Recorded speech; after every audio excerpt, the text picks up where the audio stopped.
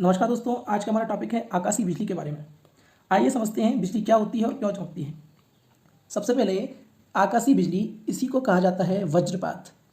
वज्रपात इसलिए कहा जाता है क्योंकि यह 1 सेकंड के 1000वें हिस्से में इतने समय में यह घटना होती है, ये जो चमक उत्पन्न होती है, और 5 करोड़ वोल्ट से भी अधिक का करंट पृथ्वी की ओर प्रेषित करती है। इसीलिए इसको वज्रपात भी कहा जाता है। अब हम जानेंगे कि आकाशीय बिजली होती क्या है। कड़क के साथ जब आसमान से बिजली जमीन की तरफ आती है तो उसे तड़ित कहा जाता है। एक लाइटनिंग पैदा होती है, इसी को तड़ित कहा जाता है। होता क्या है कि आकाश में दो बादलों के बीच जब टक्कर होती है तो उनमें इलेक्ट्रोस्टैटिक चार्ज निकलता है, और इस इलेक्ट्रोस्टैटिक चार्ज के कारण ही जो बिजली पैदा होती है, उस बिजली को कंडक्टर की आवश्यकता पड़ती है।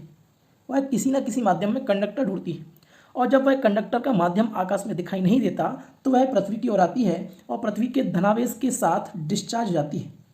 यह घटना थी आकाशीय बिजली की। दोस्तों, इलेक्ट्रोस्टैटिक चार्ज क्या होता है कि जब दो पदार्थों की जो लेयर्स होती हैं उनमें जब टकराव उत्पन्न होता है तो इलेक्ट्रॉन जो होते हैं वो एक स्थान से दूसरे स्थान में ट्रांसफर हो जाते हैं। यह एक संरक्षण का नियम, और जिस स्थान पर इलेक्ट्रॉन ज़्यादा होते हैं वहाँ नेगेटिव चार्ज आ जाता है। जहाँ इलेक्ट्रॉन ज़्यादा वहाँ नेगेटिव चार्ज, और जहाँ प्रोटॉन ज़्यादा वहाँ धनात्मक आवेश आ जाता है। इसी कारण प्लास्टिक की कंघी को जब बालों में फिराते हैं तो कुछ इलेक्ट्रॉन छूटकर बालों में समा जाते हैं, और जहाँ इलेक्ट्रॉन हो जाते हैं उसके पास जहाँ इलेक्ट्रॉन ज़्यादा होते हैं वहाँ नेगेटिव चार्ज जाता है, और कंघी में नेगेटिव चार्ज कम हो जाता है, मतलब उसके पास पॉजिटिव चार्ज आ जाता है। यही स्टैटिक चार्ज है। धनात्मक जो आवेश हैं वो ऋणात्मक आवेश में बदल जाते हैं। ऋणात्मक आवेशों की संख्या अधिक हो जाए तो वो ऋणात्मक आवेश जब पृथ्वी की ओर आते हैं धनात्मक आवेश की ओर, तो यही घटना स्टैटिक चार्ज कहलाती है, और इसी कारण कंघी फिर कागज के टुकड़ों को अपनी ओर आकर्षित करती है। तो आवेशन की जो प्रक्रिया है वह ऋणात्मक और धनात्मक के बीच की प्रक्रिया है, जो 3 तरीकों से होती है। आइए समझते हैं यह आवेशन 3 तरीकों से कैसे होता है। दोस्तों, ये घटना 3 तरीकों से होती है। पहली घटना होती है बादल के भीतर, बादल के अंदर की घटना। यह हवा के कारण होती है। यह हम सभी जानते हैं कि बादल जब पानी ऊपर की ओर वाष्पीकृत होकर जाता है तो वह धीरे धीरे जैसे जैसे ऊपर जाता है तो ठंडा होता जाता है, बादलों के रूप में जम जाता है, और वो जो कण हैं वो बर्फ़ का रूप ले लेते हैं। और जैसे जैसे ऊपर की ओर जाते हैं तो हवा के तेज बहाव के कारण जो बर्फ़ के कण हैं उनमें ऊपर की तरफ धन आवेश आ जाता है बादल में, और नीचे की तरफ ऋण आवेश आ जाता है। और जब यह लेयर के टकराव होता है तो इस कारण जो घटना होती है उससे बिजली उत्पन्न होती है, और इसी कारण बिजली चमकती है। यही घटना है स्टैटिक चार्ज की घटना। तो पहली घटना बिजली चमकने की, जो बादल के अंदर होती है। अब दूसरी घटना जो होगी वह होगी बादलों के कड़कने की। बादल कड़केंगे क्यों? कि बादलों में हमने देखा कि एक धनात्मक और ऋणात्मक दोनों चार्ज होते हैं।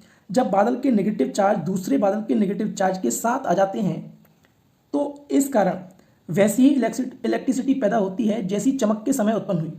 लेकिन जब नेगेटिव नेगेटिव विकर्षण की क्रिया होती है तो इस कारण कड़क की आवाज़ सुनाई देती है।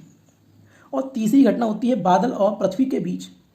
होता क्या है कि जब बादल में पॉजिटिव चार्ज, बादल का जो पॉजिटिव चार्ज है भी होता है और बादल में नेगेटिव चार्ज भी होता है, लेकिन जब बादल का नेगेटिव चार्ज, ये वाला नेगेटिव चार्ज धरती की ओर आता है तो धरती के जो प्लस वाला पॉजिटिव चार्ज है इसमें आकर डिस्चार्ज हो जाता है, और इसी डिस्चार्ज के कारण वह बिजली हमें पृथ्वी की ओर गिरती हुई दिखाई देती है।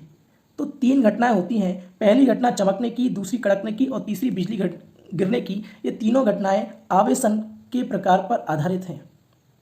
तो दोस्तों, इसके बाद जो पॉइंट आता है उसको देखते हैं। हम लोग जानते हैं कि जो प्रकाश का वेग होता है वह ध्वनि से अधिक होता है।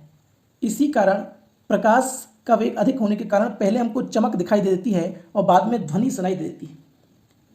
इन दोनों के बीच एक रिलेशन आप यहाँ से देख सकते हैं कि एक अप्रॉक्स वैल्यू में कि 5 सेकंड बाद लगभग 1 मील की दूरी निर्धारित कर सकते हैं कि 5 सेकंड बाद यदि ध्वनि सुनाई दी गई है तो इसका मतलब है कि बिजली 1 मील दूर गिरी होगी। इस तरीके से आप अंदाजा लगा सकते हैं कि बिजली कितनी दूरी पर गिरी, और इस अंदाज के कारण उससे बचने के प्रयास किए जा सकते हैं। दोस्तों, बिजली गिरने के डर को एस्ट्राफोबिया कहा जाता है। बिजली गिरने का जो डर होता है इसी को एस्ट्राफोबिया कहा जाता है। और बिजली में जो कड़क की आवाज़ आती है उस गर्जना की आवाज़ पर अभी भी अध्ययन चल रहा है और उसके अध्ययन को, बिजली में जो गर्जना होती है, जो कड़कने सी आवाज़ आती है, उस कड़कने के अध्ययन को फुलमिंगोलॉजी कहा जाता है। फुलमिंगोलॉजी, ये कड़कनेस की जो अध्ययन है उसको कहा जाता है। और ये बिजली गिरने का जो डर है उसको कहा जाता है एस्ट्राफोबिया। यहाँ से हमारे पास एग्जाम में प्रश्न बन सकते हैं। यहाँ हम एक चीज़ और देख सकते हैं कि बिजली गिरने के कारण कई बार पेड़ पौधों को ज़्यादातर लाभ होता है। होता क्या है कि जब बिजली गिरती है तो लाभ इस आधार पर होता है कि कड़कने के दौरान बिजली की जो गर्मी होती है, उस गर्मी के कारण नाइट्रोजन और ऑक्सीजन मिलकर नाइट्रोजन और ऑक्सीजन मिलकर नाइट्रोजन ऑक्साइड बनाते हैं। इस दौरान जो बारिश पेड़ पौधों में पड़ती है, जो बिजली पेड़ पौधों में पड़ती है, बिजली के कारण जो बारिश होती है उसमें नाइट्रेट काफ़ी मात्रा में होता है। और जब ये नाइट्रेट काफ़ी मात्रा में पड़ता है तो यह पेड़ पौधों के लिए लाभदायक होता है। लेकिन यदि बिजली सीधी पेड़ पर गिर जाती है तो कई दफ़ा क्या होता है कि पेड़ में नमी होती है और उस गर्मी के कारण वो नमी वाष्पीकृत होकर भाप के कारण पेड़ को फाड़कर विस्फोट पैदा करती है। इसलिए अमूमन ज़्यादातर कई बार देखा गया है कि कई बार पेड़ फट जाते हैं जिनमें नमी होती है और सूखे पेड़ नहीं फटते। इस तरीके से हम देख सकते हैं कि बिजली की घटना कैसे घटित होती है, बिजली क्यों चमकती है, बिजली क्यों गिरती है, बिजली में कड़क क्यों उत्पन्न होती है। अब बात आती है कि बिजली जब गिरे तो इससे बचा कैसे जाए। दोस्तों, हम दूरी का निर्धारण करके इससे बचने के प्रयास कर सकते हैं या फिर पहले से कुछ दिशा निर्देशों के आधार पर अगर संरक्षण की सुविधाएं कर ली जाएं तो भी इससे बचा जा सकता है। जैसे आप तड़ित चालक लगाकर भी इससे संरक्षित होने के उपाय कर सकते हैं। बेंजामिन फ्रैंकलिन ने तड़ित चालक के बारे में बताया। दोस्तों, तड़ित चालक क्या होता है? यह घर की छतों पर एक नुकीली रॉड होती है। यह रॉड लोहे की होती है। इसी को लाइटनिंग रॉड या लाइटनिंग कंडक्टर तड़ित चालक कहा जाता है। यह बिजली पर नियंत्रण के लिए लगाई जाती है।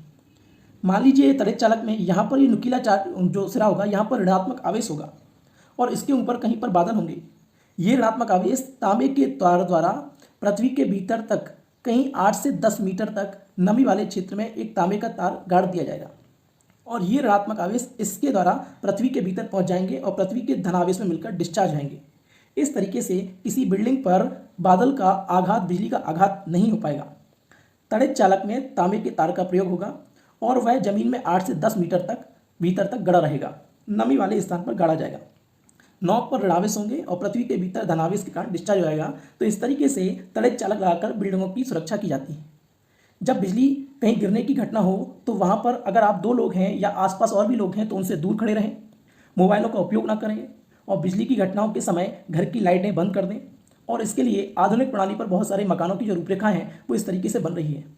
इस आधार पर बिजली संरक्षण, बिजली से बचने के लिए और किस तरीके से क्या क्या उपाय किए जाएँ, इसके लिए एक अलग चैप्टर है, अलग टॉपिक है, उस पर हम फिर कभी चर्चा करेंगे। आज के लिए इतना ही। तब तक के लिए धन्यवाद। नमस्कार।